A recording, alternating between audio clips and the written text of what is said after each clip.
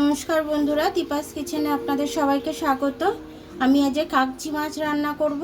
তার জন্য আমি মাছটাতে নুন মাখিয়ে নেব, হলুদ মাখিয়ে নেব। হলুদ দিয়ে দিলাম। এবার ভালো করে আমি মাছটাকে মাখিয়ে নেব। মাছটা আমি তেলের মধ্যে দিয়ে দিচ্ছি।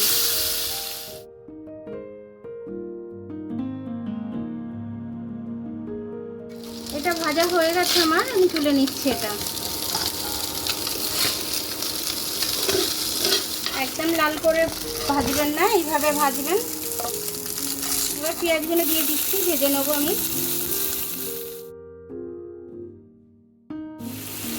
লঙ্কাটা, রসুনটা, আদাটা এটা আমি পেস্ট করে নেব।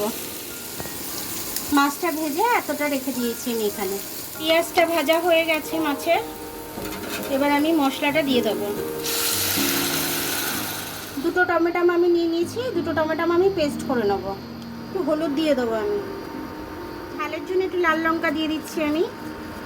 কাঁচা লঙ্কাতে অতটা ঝাল নেই, মাছটা একটু ঝাল ঝাল না হলে ভালো লাগে না খেতে।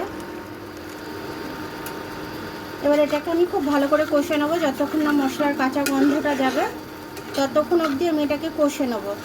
তারপর টমেটোর পেস্টটা দেবো। কষা হয়ে গেছে, দেখুন তেল ছেড়ে দিয়েছে চারিদিকে। আমি এবার টমেটোটা দিয়ে দেবো।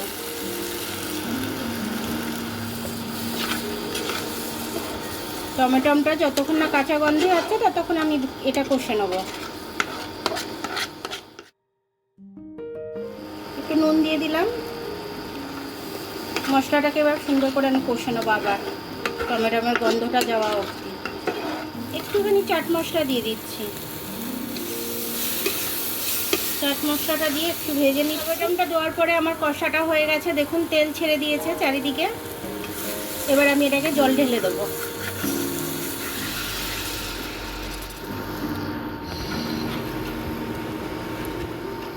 ঝোলটা আমার ফুটছে, আমি এবার মাছটা দিয়ে দেবো।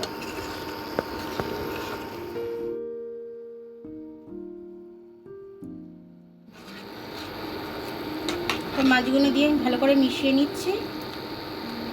এবারে আমি এটা ফুটতে দেবো। এই জলটা শুকিয়ে গেলে আমি একটু ধনেপাতা দিয়ে নামিয়ে নেব।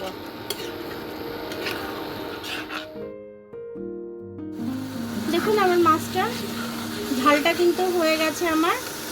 নুন টুন সব কিছু পারফেক্ট হয়েছে একদম। আমি এবার এটার মধ্যে ধনেপাতা দিয়ে দেবো। ধনেপাতাটা দিয়ে আমি একটু মিশিয়ে দেবো।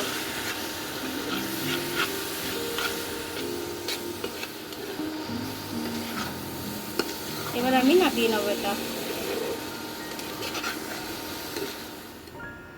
দেখুন আমার কাগজি মাছটা রান্না হয়ে গেল। খুব ভালো হয়েছে কাগজি মাছটা। একটা একটা রয়েছে কিন্তু মাছগুলো গুড়িয়ে যায়নি আমার। এরকমভাবে আপনারা করে খাবেন, খুব ভালো লাগবে শুকনো ভাত দিয়ে। এরকমভাবে রান্না করলে একদম আঙুল চেটে পুটে ভাত খেয়ে নেবেন আপনারা, একটু বেশিই খেয়ে নেবেন।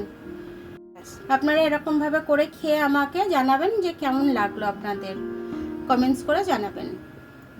তো আমার ভিডিওটা দেখার জন্য অনেক অনেক ধন্যবাদ। আমার ভিডিওটা যদি ভালো লাগে আপনাদের, লাইক সাবস্ক্রাইব বেল আইকনটা একটু টিপে দেবেন।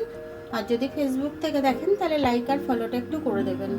আবার কাল দেখা হবে নতুন রেসিপির সাথে। ততক্ষণ আপনারা ভালো থাকবেন, আমি আসছি।